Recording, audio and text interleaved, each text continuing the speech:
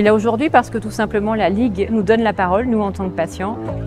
Et il est important que les patients soient des co-constructeurs de la politique de santé et de faire avancer justement ce système de santé qui est bien malade aujourd'hui.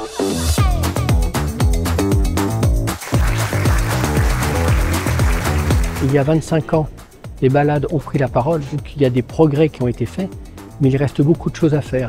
Souvent on identifie la Ligue comme une association qui est chargée de financer la recherche. Ça reste important, mais finalement ce qui est plus difficile au quotidien, c'est de savoir de quoi ont besoin les patients.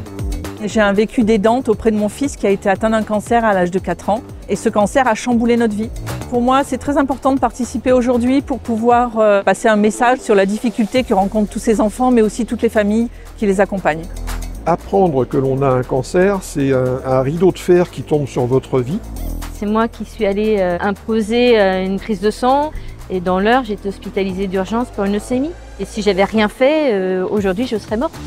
C'est de plus en plus difficile pour les patients d'obtenir un rendez-vous, de faire face à un dispositif qui est le diagnostic d'annonce, qui est parfois lourd, de se faire accompagner. Une personne qui reprend son travail après avoir eu un cancer doit bénéficier d'un environnement plus protecteur, plus bienveillant, pour garantir que la reprise se passe dans les meilleures conditions. Lorsque les patients, les médecins vont ensemble vers l'État pour dire qu'il faut faire bouger les choses, le message est beaucoup plus fort.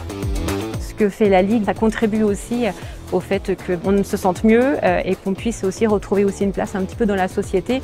Il y a des choses quand même qui marchent. Et ces choses-là, il faut continuer à les impulser et continuer à les mettre en œuvre. Prochain rendez-vous le 20 septembre à Nice pour que les malades reprennent la parole.